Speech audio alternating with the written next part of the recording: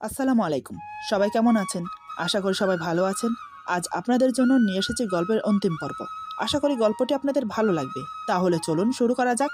নোবা আমার হাত থেকে ফোনটা ছো মেরে নিয়ে ভিডিওটা দেখতে লাগলো। ভিডিওটা যত দেখছে ততই নোবার মুখ ক্রমশ পরিবর্তন হচ্ছে। আমি মনে মনে ভাবলাম, এবার অন্তত সবকিছু ঠিক হয়ে যাবে। আসলে ভিডিওটা ছিল আয়ানের। আয়ান আরেকটা মেয়ের সাথে কফি শপে বসে মেয়েটির হাতের উপর হাত রেখে হেসে হেসে কথা বলছে। নোবা যেন এটা বিশ্বাস করতে পারছে না। হলো তাই সে বিশ্বাস করলো না। ফোনটা বিছানায় ছুঁড়ে ফেলে দিয়ে বলে, আমি বিশ্বাস করি না। এই মেয়েটা ওর কোনো কাজেরও হতে পারে। আমি এসব বিশ্বাস করি না। এসব দেখে আপনি কি প্রমাণ করতে চাইছেন? আপনি যাই করে ফেলুন না কেন, আমার মন থেকে আয়ানকে মুছতে পারবেন না। আমি বললাম, আমি কোনো কিছুই প্রমাণ করতে চাই না। যা সত্যি তাই শুধু দেখালাম। নুবা বলে, কি সত্যি কি মিথ্যে সেটা আমি খুব ভালো করেই জানি। আমাকে শেখাতে আসবেন না। আমি এখানে এক মুহূর্ত থাকতে চাই না। আমি আয়ানের কাছে যাব। ওর কথা শুনে আমার মাথায় রক্ত উঠে গেল। যার জন্য আমি এত কিছু করছি সে এখনো নিজের জেদের কাছে অটর। সত্যিই কি আমার ভালোবাসা ওর চোখে পড়ছে না? আমি ওকে কতটা ভালোবাসি। আমি কোনো কথা না বলে শক্ত করে ওরা হাত ধরে টেনে টেনে গাড়িতে নিয়ে বসাই। এদিকে নুবা বলছে, কি হলো, আপনি এমন করছেন কেন? আমাকে কোথায় নিয়ে যাচ্ছেন এত রাতে? আমি চোখ লাল লাল করে চেঁচিয়ে বললাম, চুপ, একদম চুপ। তোমাকে তোমার জায়গায় দিয়ে আসছি, যেখানে যাওয়ার জন্য এত ব্যাকুল এত উতলা হয়ে আছো। এই বলে ওকে নিয়ে আয়ানের বাড়ির উদ্দেশ্যে রওনা দিলাম। যেহেতু আমি একবার আয়ানকে উঠিয়ে নিয়ে এসেছি তাই আমি ওর বাড়ি চিনি। পুরো রাস্তা আমি নোবার সাথে কোনো কথা বলিনি। কি বা বলবো আমি? বলারই বা কি বাকি আছে? নিজের অতীত ভুলে যাকে আঁকড়ে ধরে সারা জীবন বাঁচতে চেয়েছি সেই মানুষটাই আমার জন্য বিন্দুমাত্র ভাবে না। আমার জন্য দয়া মায়া ভালোবাসা এমনকি কোনো ফিলিংস ওর মধ্যে নেই। আমার তো মনে হয় ও কোনোদিন আমাকে নিয়ে ভাবেও নি। শুধু আমি একতরফা ভালোবেসে গিয়েছি। আর এটাও অনেক ভালো করে বুঝে গেলাম যে একতরফা ভালোবাসা দিয়ে কখনো কাউকে আটকানো যায় না। এসব নানান কথা ভাবতে ভাবতে একসময় আয়ানের বাড়ির সামনে চলে এলাম। আয়ানদের দোতলা বাড়ি। বাড়ির গেটের সামনে গাড়ি দাঁড়াতেই নুবা গাড়ি থেকে নেমে সোজা গেটের কাছে চলে গেল। গাড়ির দরজাটা পর্যন্ত বন্ধ করতে ভুলে গেছে। আমি তো হতবাক হয়ে হাঁ করে ওর দিকে তাকিয়ে আছি। নুবা গেটের কাছে গিয়ে দাঁড়াতেই দারোয়ান ওকে চিনতে পারে। সাথে সাথে সে উঠে এসে গেটের ছোট দরজাটা খুলে দেয়। ভাগ্যক্রমে সেদিন আয়ানের মা বাবা কোনো এক বিয়ে বাড়িতে গিয়েছিল, কিন্তু আয়ান যায়নি। তার কিছু কাজ আছে বলে সে থেকে গেছে। নুবাকে দেখে দারোয়ান চোখ বড় বড় করে তাকিয়ে আছে। ওর যেন হাত পা কাঁপছে। নুবা দারোয়ানকে সালাম দিয়ে বলে, আঙ্কেল, আয়ান বাড়িতে আছে? নুবার কোনো কথা যেন দারোয়ানের কানে যাচ্ছে না। সে যেমন বিষয়ে অবাক হয়েছে তার চেয়ে বেশি ভয় পাচ্ছে। দারোয়ান যখন কোনো কথার উত্তর দিচ্ছে না তখন নুবা আবার বলে, কি হলো আঙ্কেল, অমন করে তাকিয়ে আছেন কেন? আমি বলছি আয়ান কি ঘরে আছে? এবার দারোয়ান কাপা কাপা গলায় বলে, নুবা মামুনি, তুমি বেঁচে আছো? দারোয়ানের কথা শুনে নুবা একটু অবাক হলো না, কারণ সে আগেও তার মিথ্যা মৃত্যুর খবর শুনেছে। তাই সে বলে, আঙ্কেল, আমি মারা যাইনি। এইটা তো একটা সাজানো নাটক ছিল। আমি এসব সম্বন্ধে কিছুই জানতাম না। আজই সব জানতে পারলাম। আমি আপনাকে না হয় একদিন সব খুলে বলবো, কিন্তু এখন আয়ানকে আমার খুব প্রয়োজন। কতদিন ওর সাথে আমার দেখা হয়নি। জানি না ও কি অবস্থায় আছে আমাকে না দেখি। দারোয়ান বলে, কিন্তু মামুনি। নুবা বলে, কোনো কিন্তু নয় আঙ্কেল, তুমি যা বলতে চাও সব পরে শোনা যাবে। আগে বলো আয়ান কোথায়? দারোয়ান অনেক পীড়াপিড়ি করলো নুবাকে আয়ানের ব্যাপারে কিছু বলার জন্য, কিন্তু নুবা আয়ানকে দেখার জন্য এতটাই ব্যাকুল হয়েছিল কারোর কথা শুনতে তার ভালোই লাগছে না। তাই দারোয়ান বাধ্য হয়ে বলল, আয়ান তার রুমেই আছে। আয়ানদের বাড়ির সবকিছুই নুবার নখদর্পণ, কারণ সে প্রায় আয়ানদের বাড়িতে আসতো। এদিকে নুবা বাড়ির ভেতর প্রবেশ করে দৌড়ে দোতলায় উঠে গেল। বাড়ির চাকরও নুবাকে চেনে। তারাও দরজা খুলে দেওয়ার সময় নুবাকে দেখে কিছু বলল না, তবে ভূত দেখার মতো ভয় পেয়ে দাঁড়িয়ে রইল, কারণ এরই মধ্যে বাড়ি শুদ্ধ সবাই জেনে গেছে নুবা মারা গেছে। সেই জায়গায় নুবাকে জীবিত দেখে কারোর মুখ দিয়ে যেন কোনো কথাই সরছে না। কিন্তু নুবাও জানে না নুবার জন্য কি ওয়েট করছে। আয়ান জানে বাড়িতে যখন মা বাবা নেই তখন ওকে কেউ ডিস্টার্ব করবে না। কোনো কাজের লোকের সাহস হবে না দরজা খুলে ওর রুমে আসার। তাই ও দরজা এমনি লাগিয়ে দিয়েছিল, লক করার প্রয়োজন বোধ মনে করেনি। নুবা খুশি মনে ছুটে গিয়ে দাঁড়ালো আয়ানের রুমের দরজার সামনে। দাঁড়িয়ে চোখ মুখ বন্ধ করে জোরে জোরে শ্বাস নিল কয়েকটা। চোখ বন্ধ করে মনে মনে ভাবতে লাগলো, আজ এই রাত সবচেয়ে খুশির রাত হবে আমার কাছে। এত ঝড় ঝাপটার পর আমি আমার মনের মানুষটাকে নিজের করে পাবো আজ। জানি না আমার মৃত্যুর সংবাদ শুনে কতই না কষ্ট পাচ্ছে ও। আজ আমাকে জীবিত ওর সামনে দেখতে পেয়ে আমার থেকে বেশি খুশি ও হবে। কথাগুলো ভেবেই মনের অজান্তে হেসে উঠল। নুবা দরজায় নক না করে দরজা খুলে ভেতরে প্রবেশ করলো আয়ানকে সারপ্রাইজ দেবে বলে। কিন্তু হলো তার উল্টো। আয়ানকে সারপ্রাইজ দিতে গিয়ে সে নিজে জমজমাট একটা সারপ্রাইজ পেয়ে গেল। নুবা দরজা ধরে দাঁড়িয়ে থরথর করে কাঁপছে। চোখ ফেটে অজান্তেই জল গড়াতে শুরু করেছে। ওর মাথায় যেন বিনা মেঘেই বজ্রপাত হলো। কাঠের মূর্তির মতো দাঁড়িয়ে সামনের দৃশ্য দেখছে, যেটা তার কল্পনা অতীত। এদিকে আয়ান দরজা খোলার শব্দ শুনে চমকে উঠে দরজার দিকে তাকিয়ে থমকে যায়। ওর পিঠ দিয়ে যেন ঠান্ডা স্রোত বয়ে গেল। বিস্ফারিত চোখে তাকিয়ে আছে নুবার দিকে। এমনও তো অবস্থায় নুবা ওকে দেখবে, সেটা নুবা ভাবতে পারেনি। আসলে আয়ান একটা মেয়ের সাথে অর্ধনগ্ন অবস্থায় বিছানায় শয্যাশায়ী। দুজনের পরনে কাপড় নেই বললেই চলে। কোমর পর্যন্ত পাতলা কম্বল টানা, আর উপরের অংশে কাপড় নেই বললেই চলে। এদিকে ওই মেয়েটা নুবাকে দেখে নিজের শরীর ঢাকার চেষ্টা করছে। মেয়েটাকে দেখে নুবার চিনতে বাকি রইল না, এটা সেই মেয়ে যাকে সে ভিডিওতে দেখেছে। এদিকে আয়ান ও নুবা একে অপরের দিকে তাকিয়ে আছে, কারোর কোনো হুঁশ নেই। এমনও তো অবস্থায় নুবার উচিত ছিল রুম থেকে বেরিয়ে যাওয়া, কিন্তু সে সেটাও ভুলে গেছে। তার যেন মাথায় কাজ করছে না। অন্যদিকে মেয়েটি নুবাকে যা ইচ্ছে তাই বলে যাচ্ছে, কারণ সে দরজা নক না করে ঘরে ঢুকেছে। তার জন্য দরজা নক করে ঘরে ঢুকলে এমন পরিস্থিতিতে পড়তে হতো না। অনেকক্ষণ কেটে যাওয়ার পর নিজেকে সামলে অনেক কষ্টে নুবা বলে, আমি মনে হয় অসময়ে এন্ট্রি করেছি, সরি আপনাদেরকে ডিস্টার্ব করার জন্য। এই বলে নুবা রুম থেকে বেরিয়ে আসে। নুবা বেরিয়ে যেতেই আয়ানের যেন হুঁশ ফিরল। সে তড়িঘড়ি বিছানা থেকে উঠে টাওয়াল কোমরে পেঁচিয়ে নুবাকে ডাকতে ডাকতে বেরিয়ে এলো, কিন্তু নুবা দাঁড়াচ্ছে না। কেন দাঁড়াবে সে? যা নিজের চোখে দেখেছে, এর পরেও কি আর কিছু দেখার বা বলার বাকি আছে? আয়ান ছুটে এসে নুবার হাত ধরে বলে, প্লিজ নুবা, আমার কথা শোনো। নুবা আয়ানের গালে কষে একটা থাপ্পড় মেরে বলে, খবরদার, তোমার ওই নোংরা মুখে আমার নাম উচ্চারণ করবে না। আমার যা দেখার দেখা হয়ে গেছে, আর কিছু দেখার বা বলার বা শোনার কোনো ইচ্ছে আমার নেই। তোমাকে ভালোবাসি বলে তোমাকে পাওয়ার জন্য আমি কি কি করিনি, আর তার তুমি এই প্রতিদান দিলে? সত্যি আমি তোমাকে চিনতে ভুল করেছি। আয়ান বলে, দেখো তুমি আমাকে ভুল বুঝছো, এখানে আমার কোনো দোষ নেই। আমি জানতাম তুমি মারা গেছো, তাই। পুরো কথা শেষ হলো না, তার আগেই নুবা বলে, আরে একটা মানুষ মারা গেলে মানুষ অন্তত বছর 6 মাস তার শোক পালন করে, তার জন্য চোখের পানি ফেলে, মনে মনে তাকে মিস করে, তাকে হারানোর কষ্ট তাকে কুরে কুরে খায়। কিন্তু তুমি তো 6 মাস তো দূরের কথা, একটা মাসও শেষ হতে দিলে না, এর মাঝে গার্লফ্রেন্ড বানিয়ে ফেলেছো। তুমি আমাকে ভালোবাসো, তাই না? আসলে তুমি আমাকে কোনোদিন ভালোই বাসোনি, আর আমি কিনা তোমার মতো একটা গিরগিটি মরিচিকার পিছনে নিজের সময় নষ্ট করছি। যে মানুষটা আমাকে পাগলের মতো ভালোবাসে, যে মানুষটা আজ নিজের জীবন ঝুঁকিতে রেখে আমাকে বাঁচিয়ে নিয়ে আসলো, তাকে আমি কোনোদিন স্বামী হিসেবে মানিয়েইনি, স্বামীর অধিকারটুকু পর্যন্ত দেইনি। এতদিন বিয়ে হয়েছে, আমার হাতটা পর্যন্ত কোনোদিন ছুঁয়েও দেখেনি। জানি না সে আমাকে ক্ষমা করবে কিনা। আজকের পর থেকে আমার সাথে কোনো রকম যোগাযোগ করবে না। আজকে থেকে তোমার কাছে আমি মৃত। ভবিষ্যতে আমার জীবনে আসার চেষ্টা করবে না, তাহলে কিন্তু এর ফল ভালো হবে না।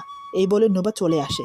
আয়ান কোনো কথা বলে না, সে শুধু অপরাধীর মতো চাহনি নিয়ে নুবার দিকে তাকিয়ে আছে। নুবা চোখের পানি মুছতে মুছতে আয়ানের বাড়ি থেকে বেরিয়ে গেল। আমি নুবাকে ওখানে নামিয়ে দিয়ে বাসায় চলে এসেছি। আমি জানতাম নুবা কখনো আমার কাছে ফিরে আসবে না। বাসায় এসে কাপড় চোপড় ছেড়ে ফ্রেশ হয়ে বুকে একটা বালিশ নিয়ে বিছানায় শুয়ে পড়লাম। চোখ থেকে অজর ধারায় অশ্রু ঝরছে। আজ নিজেকে খুব অসহায় মনে হচ্ছে। মায়ের কথা খুব মনে পড়ছে। ওর কথা রাখতেই তো নুবাকে বিয়ে করেছিলাম, নুবাকে নতুন করে ভালোবাসতে শুরু করেছিলাম। কিন্তু সেও তো আমাকে ছেড়ে চলে গেল। আমাকে কি ভালোবাসার মতো কেউ থাকবে না? নাকি আমি সত্যি কারো ভালোবাসা পাওয়ার যোগ্য না? নানান কথা ভাবতে ভাবতে অবশেষে ঘুমের রাজ্যে পাড়ি দিলাম। রাত তখন কয়টা বাজে জানি না। হঠাৎ কলিং বেলের আওয়াজে ঘুম ভাঙলো। এত রাতে কে এলো? কেউ আসা তো কোনো কথা ছিল না। চোখে অনেক ঘুম, তারপরও বাধ্য হলাম উঠতে, কে এসেছে দেখার জন্য। কারণ যে এসেছে দরজায় সে অবিরাম কলিং বেল বাজিয়ে যাচ্ছে। একরাশ বিরক্তি নিয়ে দরজা খুলে কিছু বলতে যাব, কিন্তু নুবাকে দেখে মুখের শব্দ মুখেই রয়ে গেল। সাথে অবাকও হলাম। ঘড়ির দিকে তাকিয়ে দেখি রাত 12:30 বাজে। আমি কিছু বলতে যাব, তার আগেই নুবা আমাকে পাশ কাটিয়ে ভেতরে প্রবেশ করে। আমিও আর কিছু বললাম না, দরজা লাগিয়ে দিলাম। সে রুমে প্রবেশ করে টাওয়াল আর কাপড় নিয়ে ফ্রেশ হতে ওয়াশরুমে চলে গেল। বুঝতে পারলাম আজ আমার খাটে শোয়া হবে না, তাই বালিশ নিয়ে নিচে বিছানা করে শুয়ে পড়লাম। নুবা কখন ফ্রেশ হয়ে বেরিয়েছে আর কখন ঘুমোলো আমি জানি না। আমি ঘুমিয়ে পড়েছিলাম। সেই ঘুম ভাঙলো সকালে, তাও আবার নুবার ডাকে। নুবা বলে, এই যে শুনছেন, সকাল হয়ে গেছে, উঠে পড়ুন। আমি চোখ খুলে দেখলাম নুবা আমার পাশে বসে আমাকে ডাকছে। ওর দিকে তাকাতেই আমার চোখ আটকে গেল। মুখে এখনো কষ্টের ছাপ ফুটে আছে। এমন মনে হচ্ছে কাল রাতে এমন কিছু দেখেছে যা দেখে মনে খুবই আঘাত পেয়েছে। মনে অনেক কৌতূহল জাগলো জানার, কিন্তু এখন কিছু জানতে চাওয়া মোটেও উচিত হবে না। এতে হিতে বিপরীত হবে। তাই আমি কিছু না বলে চুপচাপ উঠে চলে গেলাম ফ্রেশ হতে। এদিকে নুবা ঘরের কাজে নিজেকে ব্যস্ত রাখছে, যাতে সে আয়ানকে ভুলে থাকতে পারে। আমি ফ্রেশ হয়ে বেরিয়ে দেখি ও রুম গুছিয়ে রেখেছে, এমনকি সকালের নাস্তাও বানিয়ে রেখেছে। এসব দেখে আমি অবাক হলেও কিছু বললাম না। আমার ইচ্ছে ছিল নাস্তা না করেই অফিসে চলে যাব, কিন্তু তার হলো কই। বেরিয়ে যাব তখনই ডাকলো নাস্তা খাওয়ার জন্য। কিছু বলতে গিয়েও বলতে পারছি না। তাই চুপচাপ নাস্তা করে নিলাম। নাস্তা শেষ করে বেরিয়ে আসবো, তখন নুবা বলে, লাঞ্চের সময় বাসায় চলে আসবেন, বাইরে খেতে হবে না, কথাটা যেন মনে থাকে। কথাটা শুনে আমি ওর দিকে তাকাতেই ওর চোখে চোখ পড়ল। ওর চোখে যেন কিছু একটা ছিল, যার কারণে না করতে পারলাম না, শুধু বলেই চলে এলাম। দুপুরের দিকে ওর কথা মতো বাসায় চলে এলাম। এসে দেখি সে খাবার নিয়ে অপেক্ষা করছে। ওর আচরণের পরিবর্তন দেখে বেশ অবাক হলাম, কিন্তু কিছু বলার বা জিজ্ঞেস করার সাহস পাচ্ছি না। নিহাত কিছু বললে যদি উল্টো বোঝে, তাই চুপচাপ থাকাটাকেই বেটার মনে করলাম। দুপুরে খাওয়া দাওয়া করে রেস্ট নিয়ে আবার অফিসে চলে গেলাম, কিন্তু নুবার সাথে আমি কোনো কথা বললাম না। নুবা অনেক ট্রাই করেছে আমার সাথে কথা বলতে, কিন্তু আমি কোনো কথা বললাম না। নুবা নিজের ভুলটা বুঝতে পেরেছে। আয়ানের জন্য সে আমাকে অনেক কষ্ট দিয়েছে, তাই সে আমার কাছে ক্ষমা চাওয়ার জন্য আমার সাথে স্বাভাবিকভাবে মেশার চেষ্টা করছে। কিন্তু যখন দেখছে আমি তার সাথে কথা বলছি না, এতে করে সে আরো ভেঙে পড়ে। আমি অফিসে চলে যাওয়ার পর সে ডুকরে কেঁদে ওঠে, কান্না করতে করতে একসময় ঘুমিয়ে পড়ে। বিকেলের দিকে ঘুম ভাঙলো, বিছানায় শুয়ে শুয়ে আয়ানের কথা ভাবতে লাগলো। পুরোনো দিনের কাটানো সেই মুহূর্তগুলো এক এক করে স্মৃতির পাতায় উকি দিতে লাগলো। চাইলেই কি সবকিছু ভোলা যায়? ভালোবাসা তো এমনই হয়, হঠাৎ হয়ে যায়, কিন্তু তাকে ভোলাতে খুব বেগ পেতে হয়। আয়ানের স্মৃতি মনে করে কান্না করতে থাকে নোবা। আজ একটু তাড়াতাড়ি কাজ শেষ করে বাসায় ফিরলাম। যেহেতু আমার কাছে এক্সট্রা চাবি আছে, তাই আমি কলিং বেল প্রেস করলাম না, নিজেই দরজা খুলে ভেতরে প্রবেশ করলাম। ড্রয়িং রুমে নোবাকে দেখতে না পেয়ে রুমে চলে গেলাম। গিয়ে দেখি সে বালিশ বুকে নিয়ে কান্না করছে। এটা দেখে এতটা আশ্চর্য হলাম না, নিশ্চয়ই কাল আয়ানের সাথে কিছু হয়েছে। এবার দেখছি কথা না বললে হচ্ছে না। আমি হাতের ব্যাগ রেখে ওর পাশে গিয়ে বসলাম। ওর মাথায় হাত রাখতেই সে মুখ ফিরিয়ে আমার দিকে তাকালো। একই কান্না করতে করতে চেহারার একই হাল করেছে। ওর এই অবস্থা দেখে আমার বুকের ভেতরটা মোচড় দিয়ে উঠল। আমি ব্যতিব্যস্ত হয়ে বললাম, কি হয়েছে? কান্না করে একই হাল করেছো নিজের, কি হয়েছে বলো? আমার মুখ থেকে মনে হয় এটা শোনার জন্য সে ওয়েট করছিল। কথাগুলো বলার সাথে সাথে সে আমাকে শক্ত করে জড়িয়ে ধরে হাও মাও করে কান্না করতে লাগলো। আমিও দু হাতে ওকে আগলে নিলাম নিজের বুকের সাথে। ওর মাথা বুকের সাথে শক্ত করে চেপে ধরে বললাম, এভাবে কাঁদছো কেন নোবা? কে কি বলেছে তোমাকে? আমাকে বলো প্লিজ। নোবা হেঁচকির জন্য কিছু বলতে পারছে না, তারপরও অস্ফুটভাবে একটা শব্দ বলল, আয়ান। আমি তো আগেই বুঝতে পেরেছি কিছু একটা হয়েছে, কিন্তু কি হয়েছে সেটা জানি না। আমি ওর মাথায় হাত বুলাতে বুলাতে বললাম, ওই আয়ানকে তো আমি পরে দেখছি, কিন্তু তুমি এভাবে কান্না করছো কেন? এভাবে কান্না করলে কি সবকিছু সমাধান হয়ে যাবে? দেখো কান্না করতে করতে নিজের কি হাল করেছো। এবার অন্তত চুপ হয়ে যাও। আরো কিছুক্ষণ কান্না করার পর আমার বুকে মাথা রেখে নিশ্চুপ হয়ে পড়ে রইল। আমি ওকে ওভাবে জড়িয়ে ধরে বসে আছি। আরো বেশ কিছুক্ষণ সময় অতিক্রম হলো এভাবে। আমি বললাম, নুবা। নুবা বলে, আমি বললাম, এখন তুমি ঠিক আছো? নুবা বলে, আমি বললাম, তাহলে ওঠো, উঠে ফ্রেশ হয়ে নাও, চলো আজকে আমরা বাইরে খেতে যাব। নুবা বলে, না আমি যাব না। আমি বললাম, এভাবে ঘরে বসে থাকলে মন খারাপ আরো বেশি করবে, তার চেয়ে ভালো বাইরে থেকে ঘুরে আসলে মনটা একটু ফ্রেশ হবে। নুবা আমাকে ছেড়ে দিয়ে উঠে বসে, আমার দিকে তাকিয়ে বলে, আমি তো ভুলেই গেছি আপনি অফিস থেকে এসেছেন, আপনি ফ্রেশ হয়ে নিন, ততক্ষণ আমি কিছু একটা বানিয়ে দিচ্ছি আপনাকে। নিশ্চয়ই আপনার অনেক খিদে পেয়েছে। এই বলে উঠতে যাবে, আমি ওর হাত ধরে আবার বসিয়ে দিলাম। আমি বললাম, আহা এত ব্যস্ত হইও না, আমার এখন খিদে পাইনি, আর তোমাকে কষ্ট করে কিছু রান্নাও করতে হবে না। তুমি বাইরে না যেতে চাইলে জোর করব না, তার চেয়ে বরং আমি ঘরে খাবার অর্ডার করছি, তুমি ফ্রেশ হয়ে রেস্ট করো। দেখো নুবা, আমি জানি তুমি মানসিকভাবে খুব ভেঙে পড়েছো। কাল আয়ানের ওখানে কি হয়েছে আমি জানি না, আমি জানতে চাইও না।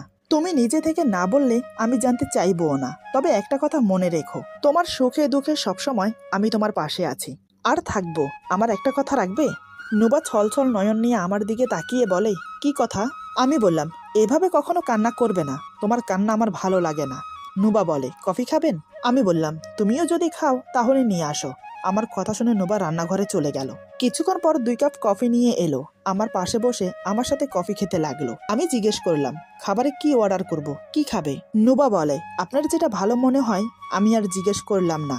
একসময় রাতের খাওয়া দাওয়া শেষ করে শুয়ে পড়লাম, আমি নিচে, নুবা উপরে। এভাবে প্রায় বেশ কিছুদিন কেটে গেল।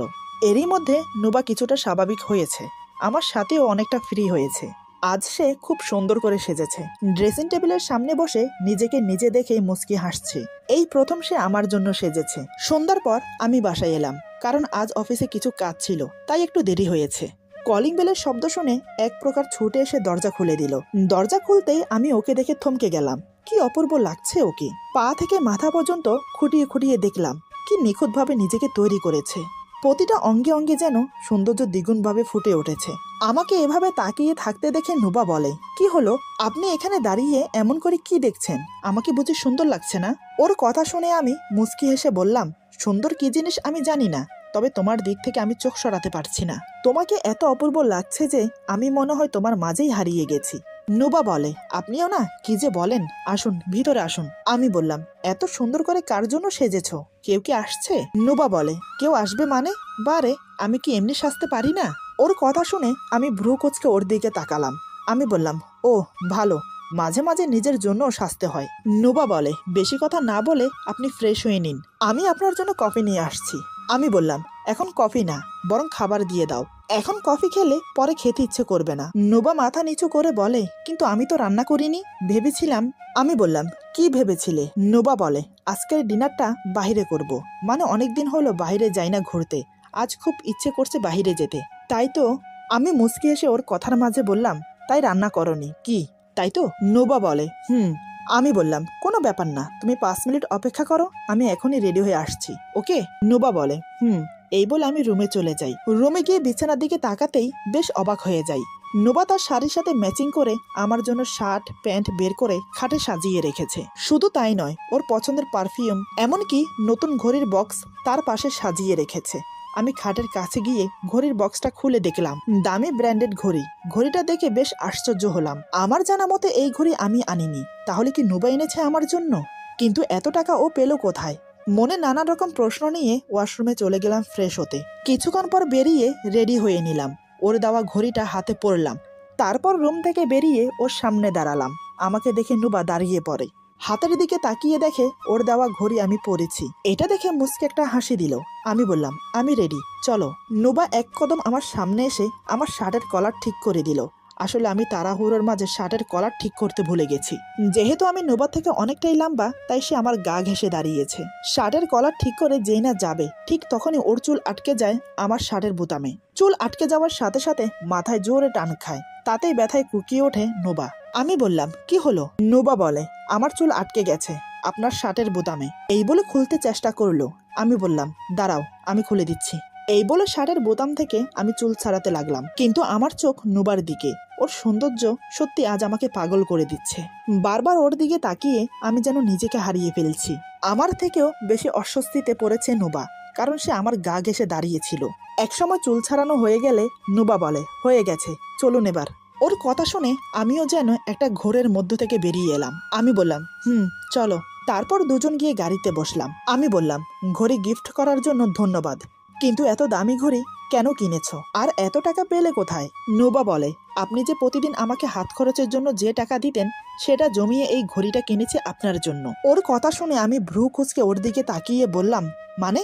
আমি তোমাকে টাকা দিয়েছি তোমার হাত খরচের জন্য, আর তুমি সেটা খরচ না করে আমার জন্য ঘড়ি কিনলে? এমন কেন করলে? নুবা বলে, বারে, আমার যা প্রয়োজন তা তো আপনি নিয়ে আসেন, তাই আমার হাত খরচের টাকা খরচ করতে হয় না, সেটা থেকে যায়। আমি বললাম, খরচ না হোক, কিন্তু তারপরও সেটা তোমার টাকা, যেটা আমি তোমাকে বিয়ে দিয়েছি। খরচ না হলে জমিয়ে রাখতে, অন্য কোনো কাজে লাগাতে পারতে। শুধু শুধু কেন আমার জন্য এত দামি ঘড়ি কিনতে গেলে? নুবা একটু রাগের সাথেই বলে, কেন, ঘড়িটাকে আপনার পছন্দ হয়নি? আমি বললাম, খুব পছন্দ হয়েছে। নুবা বলে, পছন্দ হয়েছে যখন পড়ুন না, এত প্রশ্ন করছেন কেন? আর আমি কি আপনাকে কিছু দিতে পারি না, নাকি আমার সেই অধিকারটুকু নেই? আমি বললাম, আহা, তুমি রাগ করছো কেন? আমি তো ব্যাস এমনি বললাম। ঠিক আছে, আর রাগ করো না, আমি আর বলবো না, তবে ঘড়িটা খুব সুন্দর, তোমার পছন্দ আছে বলতে হয়। নুবা বলে, তারপর এক সময় আমরা রেস্টুরেন্টে পৌঁছে গেলাম। খাওয়া দাওয়া করে এরপর বাসায় চলে আসি। বাসায় এসে নুবা ফ্রেশ হয়ে আমার আর ওর জন্য কফি নিয়ে এলো। দুজন একসাথে দাঁড়িয়ে কফি খাচ্ছি। দুজনের মধ্যে কম আর বেশি কথাবার্তা হচ্ছে। হঠাৎ খুব জোরে আশেপাশে কোথাও বোম ব্লাস্টের মতো একটা ধামাকা হলো। নুবা আওয়াজটা শুনে ভয়ে চিৎকার করে আমার বুকে ঝাঁপিয়ে পড়ে, এমনকি ওর হাতে থাকা কফির মগটাও পড়ে যায়। ওকে কি বলবো, আওয়াজটা এতই জোরে ছিল যে আমিও কেঁপে উঠেছি। কোথায় এভাবে বোম ব্লাস্ট হলো না অন্য কিছুই বুঝতে পারছি না। তবে যা হয়েছে এটা আমার বাসার আশেপাশে কোথাও হয়েছে। নুবা আমাকে জড়িয়ে ধরে থরথর করে কাঁপছে। বুঝতে পারলাম ও খুব ভয় পেয়েছে, আর এখানে থাকা ঠিক হবে না। তাই আমি ওকে নিয়ে রুমে চলে এসে বারান্দার দরজা লাগিয়ে দিলাম। নোবা কিন্তু এখনো আমাকে ছাড়েনি, সে এখনো আমাকে জড়িয়ে ধরে আছে। আমি বললাম, তুমি এখানটায় বসো, আমি দেখি কি হয়েছে। নোবা আমাকে আরো শক্ত করে জড়িয়ে ধরে বলে, না, আমাকে একা রেখে আপনি কোথাও যাবেন না, আমার খুব ভয় করছে। আমি বললাম আচ্ছা ঠিক আছে, যাও ঘুমিয়ে পড়ো, রাত অনেক হয়েছে। নুবা বলে আপনি ঘুমাবেন না? আমি বললাম হ্যাঁ ঘুমাবো, নিচে বিছানা করতে হবে তো। নুবা বলে বলছিলাম কি আপনি খাটে ঘুমান। আমি বললাম তাহলে তুমি কোথায় ঘুমাবে? নুবা বলে কেন, আমিও খাটে ঘুমাবো আপনার সাথে। আমি অবাক হয়ে বললাম কি আমার সাথে ঘুমাবে? নুবা বলে কেন, কোনো সমস্যা? আমি বললাম না মানে ঠিক আছে চলো। বুঝতে পারলাম ও খুব ভয় পেয়েছে, তাই একা থাকতে চাইছে না। আমি ওকে শুইয়ে দিয়ে আমার বালিশ নিয়ে পাশে শুয়ে পড়লাম, তবে ওর থেকে একটু দূরত্ব বজায় রেখে। আমি চাইলে ওকে জড়িয়ে ধরে ঘুমোতে পারতাম, তার জন্য ও আমাকে কিছুই বলতো না, কিন্তু আমি সেটা করব না, কারণ আমি চাই ও আমাকে নিজে থেকেই কাছে টানুক। এদিকে নুবা আমার আচরণ দেখে খুব কষ্ট পায়, সে ভেবেছিল আমি তাকে জড়িয়ে ধরে ঘুমাবো, কিন্তু আমি সেটা না করে অন্যদিকে ফিরে শুয়ে আছি। এবার নুবা খুব জোরে জোরে কান্না করতে লাগলো, যাতে আমি শুনতে পাই। এদিকে আমারও ঘুম আসছিল না। নুবার কান্নার আওয়াজ শুনে ওর দিকে ফিরে শুলাম। আমি বললাম কি হলো, কান্না করছো কেন? নুবা বলে আমি কান্না করলে আপনার কি, আপনাকেই বা কেন বলবো? আমি বললাম এ কেমন ধরনের কথা, তুমি কান্না করছো সেটাও কি আমি জানতে পারি না? নুবা বলে না আপনি জানতে পারেন না, আপনি আমাকে কষ্ট দিয়ে আবার আমাকে জিজ্ঞেস করছেন আমি কেন কান্না করছি। ওর কথা শুনে আমি হতবাক হয়ে গেলাম। আমি ওকে কষ্ট দিয়েছি? কখন, কবে, কিভাবে? সবকিছু কেমন যেন গোলমাল হয়ে যাচ্ছে। আমি বললাম আমি তোমাকে কখন কষ্ট দিলাম?